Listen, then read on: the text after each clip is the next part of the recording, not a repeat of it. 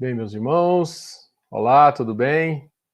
Bom, hoje nós vamos fazer uma reflexão muito importante que diz respeito a um trecho que está em o Novo Testamento, em o Livro dos Espíritos, também no Novo Testamento, que é: se alguém vos bater na face direita, apresentai-lhe também a outra. Se alguém vos bater na face direita, apresentai-lhe também a outra.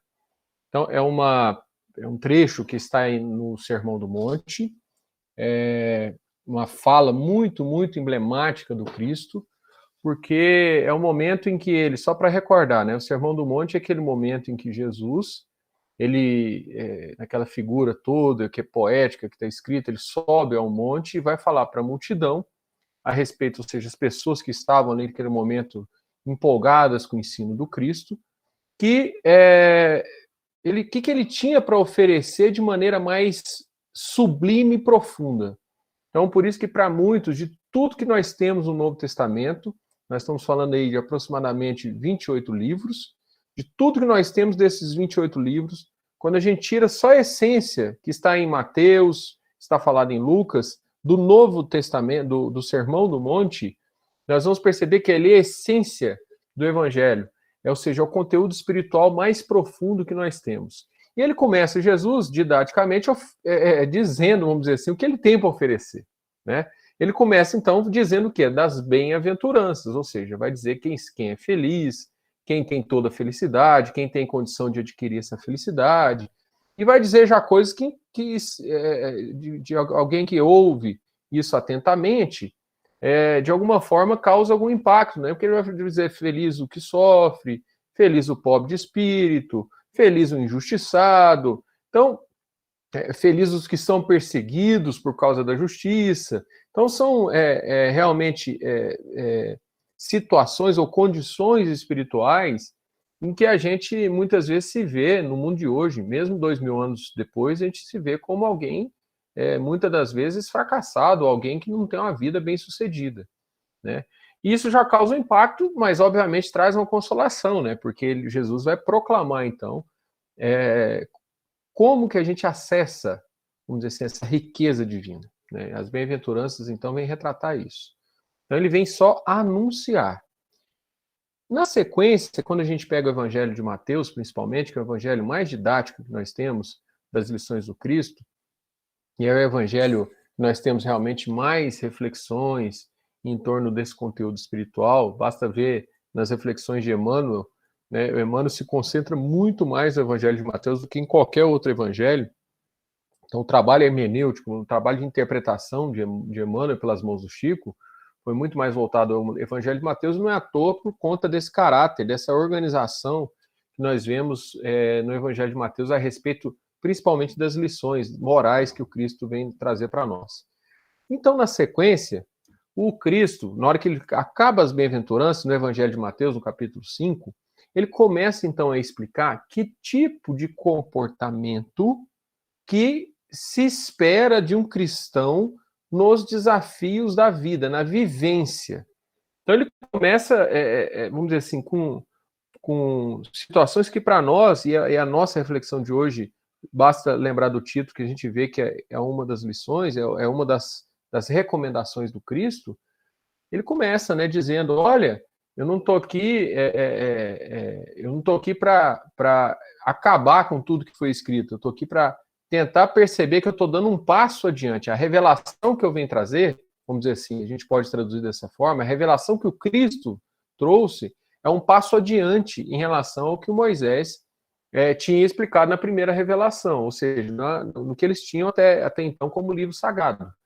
Então, Cristo começa a dizer: olha, lá foi dito no Antigo Testamento, é igual nós temos hoje, não adulterarás, mas em verdade eu vos digo, aquele que olhar com cobiça a mulher do próximo, o homem do próximo, ele estará também em adultério. Então ele começa a dizer coisas que realmente vai incomodando muito e chega nesse ápice, que é quando ele vai dizer a partir do verso 38, ouvistes o que foi dito, olho por olho, dente por dente. Ou seja, isso está, de alguma forma, dito ou no meio cultural da época era muito comum isso, que era a noção de justiça, que obviamente já dava a noção de proporcionalidade. Olho por olho, dente por dente, ou seja, não é olho por dente. Então já era um princípio de justiça que era arraigado naquele meio na época, e até hoje ela, de alguma forma ou de outra, inspira as nossas legislações humanas, vai dar uma noção de proporcionalidade, ou seja, um ato pequeno merece uma pena menor, um ato mais grave merece uma pena maior. Então dá uma noção, vamos dizer assim, ainda, obviamente, pequena ou ainda precária de justiça. Mas ele completa. Então, ouviste, Jesus dizendo, ouviste o que foi dito, olho por olho, dente por dente. Seja, porém, desculpe, eu, porém, vos digo, não se oponha ao malvado, não se oponha ao malvado, pelo contrário, ao te bater na face direita, vira-lhe também a outra. E é o que deseja, e eu vou ler só mais um pouquinho para frente, que está tudo no mesmo sentido, para a gente poder entender o alcance que o significado espiritual, a lógica espiritual, vamos dizer assim, é a mesma. Tá? Então ele completa. Além, então, do bater na face direita, vire-lhe também a outra, ou seja, oferece a face esquerda, e ao que desejar, e ao que deseja levar-te a juízo, para tomar-te a túnica, deixa-lhe também o manto. Então, se alguém pretende de você a túnica, um bem, é para dar a túnica, de acordo com Cristo, e também o manto. E quem te compelir, te obrigar a caminhar 1 milha, vai com ele 2. Aí alguém, é óbvio que se a gente parar realmente para pensar nessas reflexões do Cristo, é algo muito, muito, vamos dizer assim, complicado para a gente conseguir pensar no nosso padrão de hoje. Então, para a gente começar a pensar nessa reflexão, eu quero dar um passo atrás. Eu quero convidar a todos hoje para a gente pensar um pouquinho de como que é possível, que tipo de, de modo de vida que a gente deve buscar ou deve entender para que nós possamos pensar da possibilidade da gente atender esse princípio ou essas recomendações do Cristo. Então, o primeiro ponto é importantíssimo. O primeiro ponto é o seguinte: não devemos ver essas lições como algo, um dever obrigacional, algo assim que, na perspectiva de falar, eu tenho que fazer isso, eu tenho que fazer isso. Não. Você não tem que fazer isso. A questão essencial é o quê? É esse tipo de comportamento fluir naturalmente a partir de determinada forma de ver o mundo, de ver a vida e de ver você mesmo. Então, o que na verdade que está por trás desse aparente absurdo que o Cristo vem dizer é que vem nos explicar um tipo de vida, um tipo de comportamento que para nós é preciso então um modo de entender o pensamento cristão em que a dor, os problemas, as dificuldades têm um novo significado. Entende? Então, só uma forma de haver lógica e coerência em tudo isso, e daí que é a beleza do Sermão do Monte. Né? Que ele vai, então, como eu disse lá atrás, ele vai dizer bem-aventurados, ou seja, felizes os que sofrem, felizes os injustiçados. Aí ele vai explicar, então, por que eles são felizes. Porque o modo de ver, ou seja, a régua, o critério usado para ser feliz perante o Cristo é muito, muito diferente do critério utilizado por Deus na maioria das vezes. Então, os derrotados, os traídos, aqueles que a gente vê no mundo como os caídos do mundo, vamos dizer assim, na visão, do ponto de vista divino, isso é uma vitória, muitos e muitos casos, né, pode implicar em grandiosíssimas vitórias do ponto de vista espiritual. Então, é esse o ponto fundamental que a gente, então, tem que começar a compreender, então, qual que é esse ponto de vista. Isso não é fácil.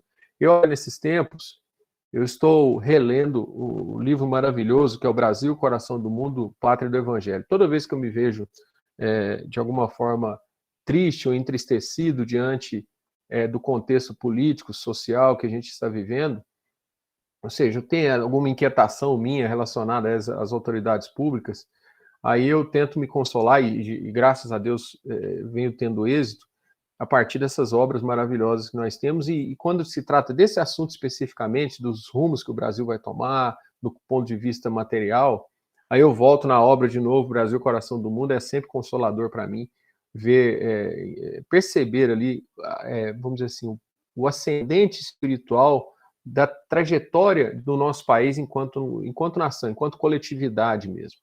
Então ali me dá um consolo profundo, porque eu vejo todo o empenho ali, a gente vê os bastidores, vamos dizer assim, que envolvem a tarefa de Ismael, que é o nosso governador espiritual desde o descobrimento, ou seja, é quem realmente que vamos dizer assim, que organiza o nosso país do ponto de vista espiritual, conduz os destinos, interfere de alguma forma dentro de determinados limites a respeito dos destinos do nosso país, e há um momento, ali mais ou menos nos anos 1600, início dos anos 1600, que nós vamos ver a preparação da encarnação de vários espíritos que eram voltados a interiorizar, ou seja, a levar o desenvolvimento ao interior do país.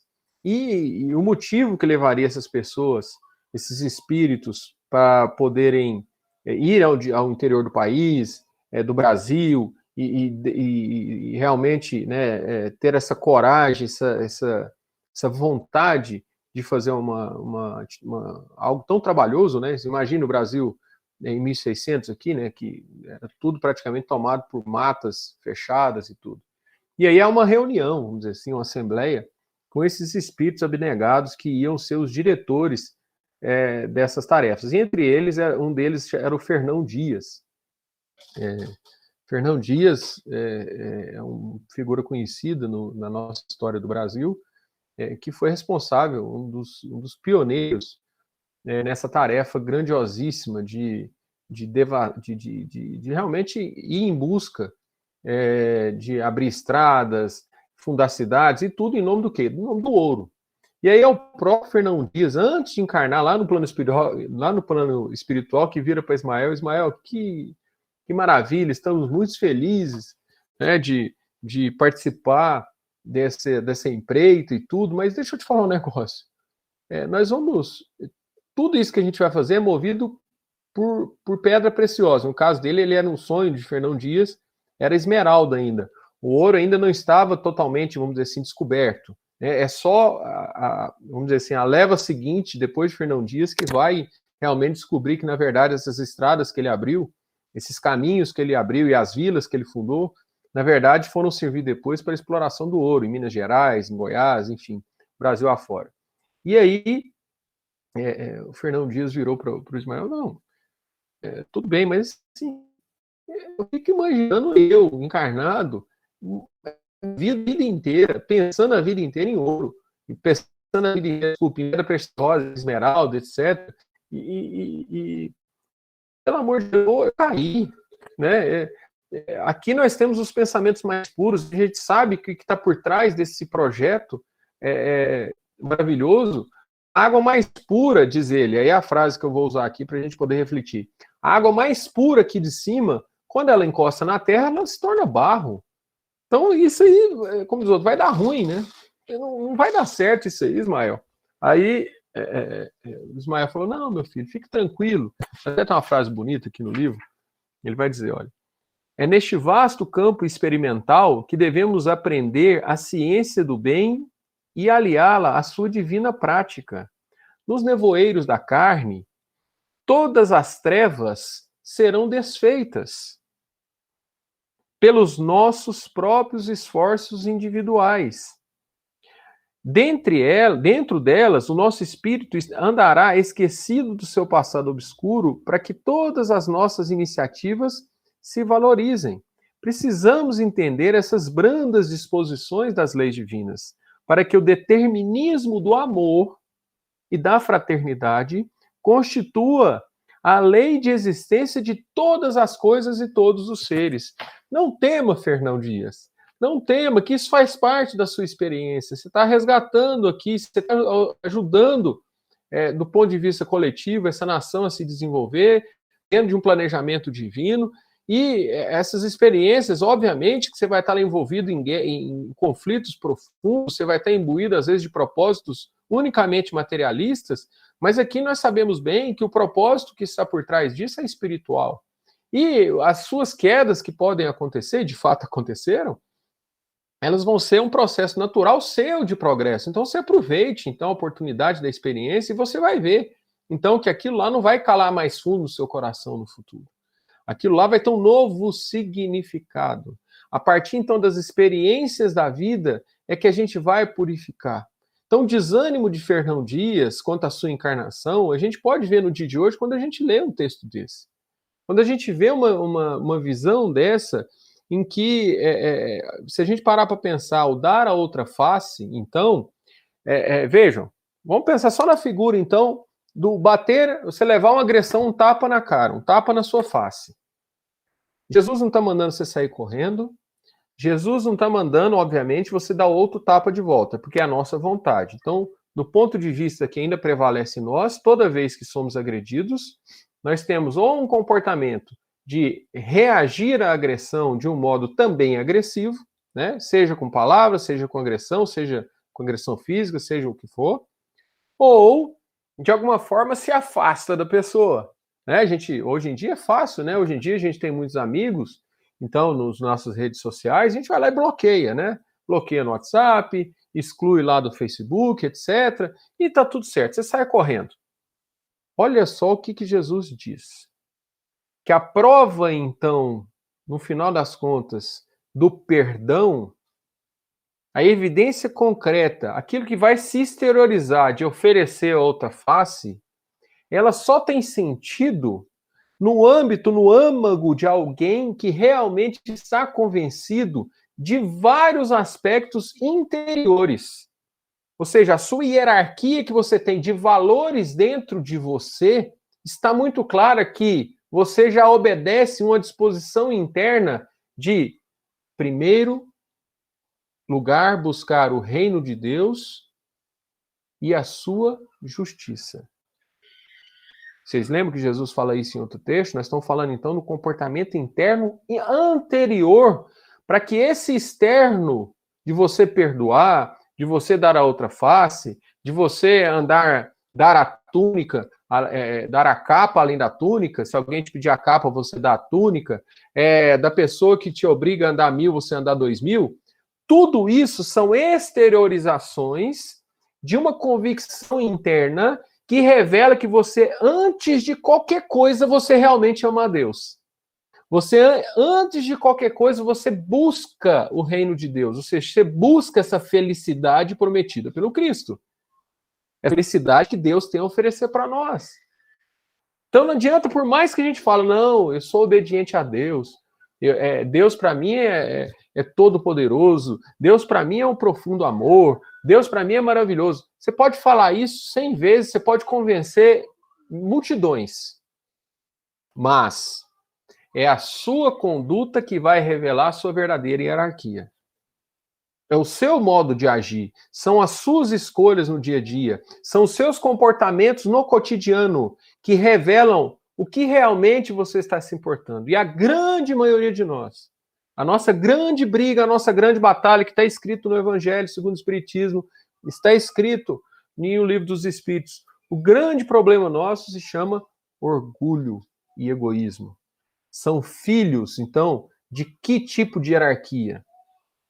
A hierarquia em que você está no ponto mais importante, ou seja, a sua, você no sentido de você obedecer, ou você de alguma forma está escravo do seu próprio ego. É o ego seu, são o seu bem-estar imediato é que tem maior importância. É a sua alegria, a sua felicidade imediata é que tem maior importância.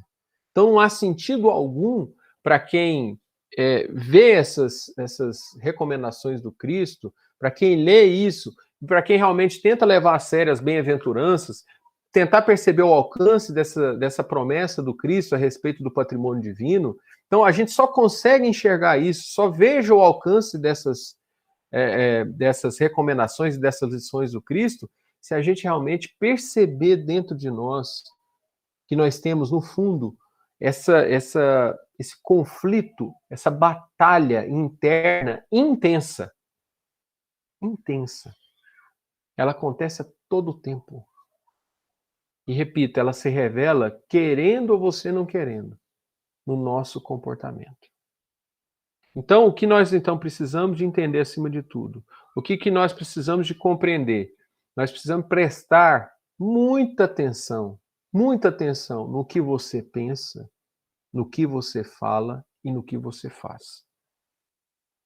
Desculpe, mas muitos ficarão horrorizados, porque muitos de nós passam desatentos no mundo de hoje, sem saber, sem ter a lucidez necessária para perceber o que realmente você está pensando, sem culpar ninguém, sem falar que a culpa é do meu parente que mora comigo, sem falar que a culpa é do problema de saúde que você enfrenta, do problema financeiro, não.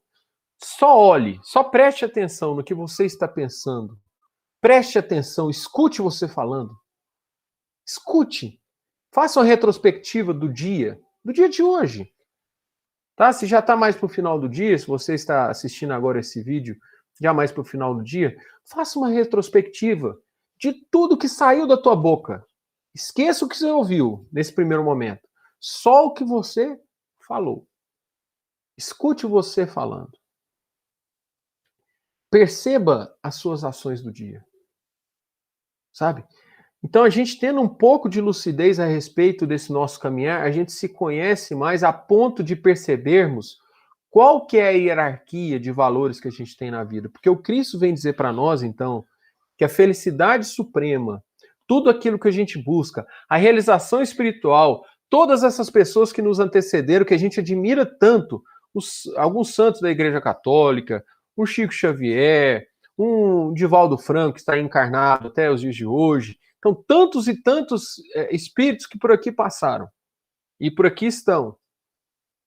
O que no final das contas a conduta deles revela para você?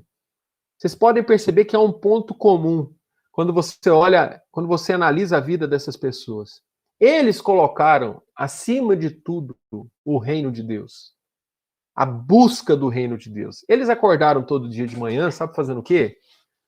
Buscando que se esforçando para que a sua conduta revele essa busca, esse objetivo de ter o reino de Deus no seu coração, ou seja, a purificação, o progresso. Você terminar o dia melhor do que começou. Você tentar pouco a pouco, bem vagarosamente, ser uma pessoa um pouquinho melhor. É assim que a gente se realiza espiritualmente. Né? E mais do que isso, então você vai percebendo ao longo dessa sua trajetória que quanto mais a gente conseguir se esforçar para diminuir a dor do outro, mais você se realiza espiritualmente, mais você concretiza ações que revelam essa busca. E aí você pode chegar nesse ápice, você pode chegar nessa situação que vai se tornar normal, que é você levar um tapa, não mais dar outro tapa, que seria o primeiro nível.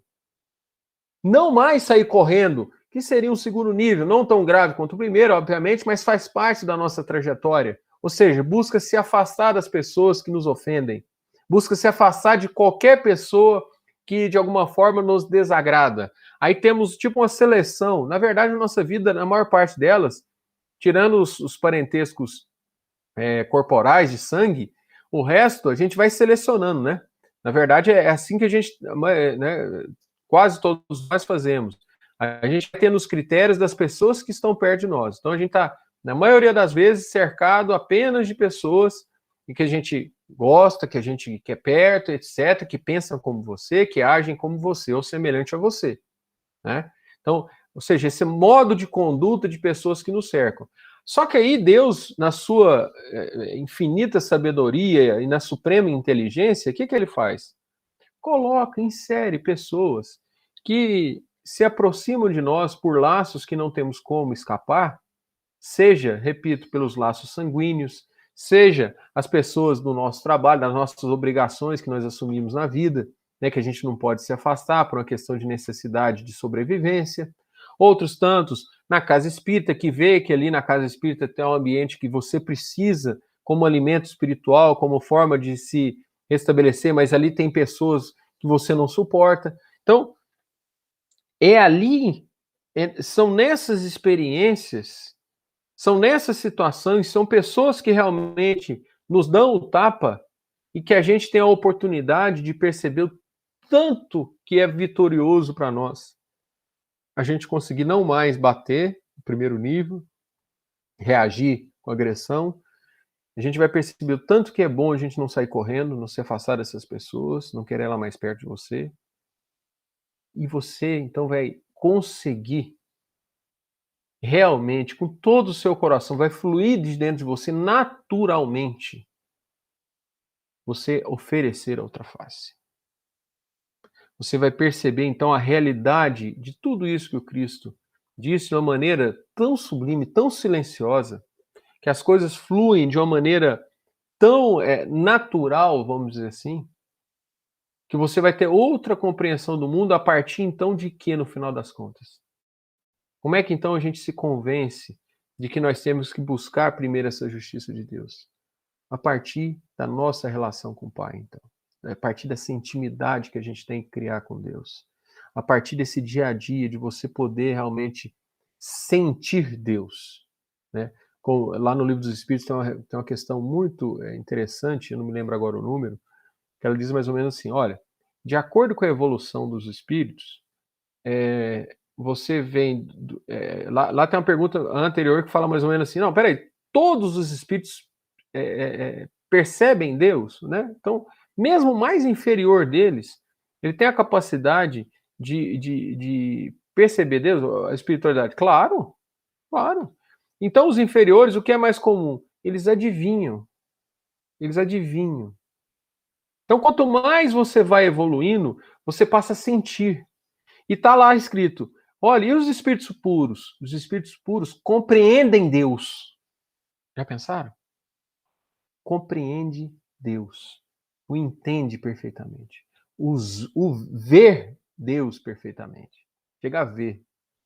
Então percebam que quanto mais então a gente se esforçar, quanto mais então a gente realizar essa tarefa de purificação, mais próximo estaremos de Deus. Essa busca interna de realmente de procurar entender todo esse universo, ou todo esse mundo que a gente vive, esse mundo real que a gente vive mesmo, em que você se percebe imperfeito, você vê que o seu trabalho, as suas atividades são cercadas de pessoas imperfeitas, você olha para o mundo, são pessoas imperfeitas, nós convivemos no centro espírita, na casa espírita, com pessoas imperfeitas. Então, a gente vê que esse emaranhado de, entre aspas, imperfeição no qual estamos envolvidos, tem um sentido profundo por trás para a gente tentar, então, entender ou perceber a necessidade que nós temos de amar. A necessidade em que essa pessoa que se aparece na sua vida como adversária, essa pessoa que te agride, essa pessoa que faça qualquer coisa para te prejudicar, antes dela, ou seja, por detrás dela, você vai enxergar o quê? Você vai enxergar Deus trabalhando em você. Porque Deus permitiu isso. Aí você não precisa, então, necessariamente questionar a pessoa que te agride. Por isso que Cristo diz: você não vai se opor ao malvado. Você não vai se opor ao mal. Você vai, no fundo, então, perguntar para Deus, sabe? É na sua oração sincera. Vai chegar, Deus, deixa eu te explicar. Tá doendo. Você deixou essa pessoa me prejudicar? O senhor permitiu isso? Por que o senhor permitiu isso? O que o senhor quer de mim com essa experiência? Perceba que aí você, de alguma forma, escapa dessa compreensão que eu costumo dizer de horizontal, ou seja, das pessoas entre si, porque realmente é muito difícil a gente ver para a pessoa que às vezes está imbuída no mal e a gente retribuir ela com o bem. É um negócio desproporcional, vamos dizer assim, qualquer sistema de justiça, né, que a gente possa imaginar. Mas o que eu quero convidar você é observar, em qualquer circunstância conflituosa que você esteja, você não fazer a pergunta do porquê o fulano me fez mal. Por que o Zé me agrediu tão covardemente aquele dia? Não, não faça essa pergunta. Converse com Deus. Pergunte para ele, Senhor, por que o Senhor autorizou o Zé me agredir tão covardemente? O que o senhor quer de mim com essa experiência que o senhor permitiu? Percebam como é que aí você muda de figura. Percebam como você se desloca necessariamente nessa sintonia, talvez negativa, e você entra num processo para você entender o porquê da experiência, de que forma que ela vai trazer para você uma lição. E eu vou te dizer uma coisa, meus amigos. Isso não é milagre, isso não é... Não. Você vai ter a resposta. A resposta vai chegar no seu íntimo. Deus vai nos responder com absoluta convicção no seu íntimo. Se você fazer essa pergunta sem nenhum ódio no coração em relação à pessoa, sem tentar nenhum tipo de reação negativa em relação a esse irmão que te prejudicou, que te bateu na face. Porque aí lá na frente, você aí sim vai ter condição, porque vai ser automático. O dar a outra face nada mais é então do que um convencimento de obediência absoluta a Deus. Deus, eu preciso sofrer isso. Eu preciso passar por isso. Eu estou confiando em você. Eu já agora pensei em 100 situações anteriores e o Senhor já me deu 100 respostas. Porque agora para mim está tão natural. Eu já percebi tanto a minha necessidade que eu tenho de passar por essas dificuldades, e elas são tão pequenas perto das necessidades espirituais que eu tenho, que esse tapa que eu estou levando é tão pouco, tão insignificante perante o seu amor, perante tudo que você tem me oferecer, que eu não resto. Eu não tenho outra questão a não ser oferecer outra face. E aí você quebra o elo de amor, você quebra o elo de ódio com um profundo amor em relação a quem? É quem está te agredindo. Porque você está dando. Aí é Deus já falando, não mais só com você. Aí você está já esparramando essa luz para as pessoas que te cercam.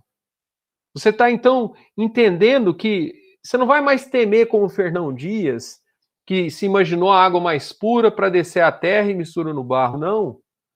Por que Jesus vai dizer para nós, brilhe a vossa luz? Porque a luz, ela não está sujeita à impureza.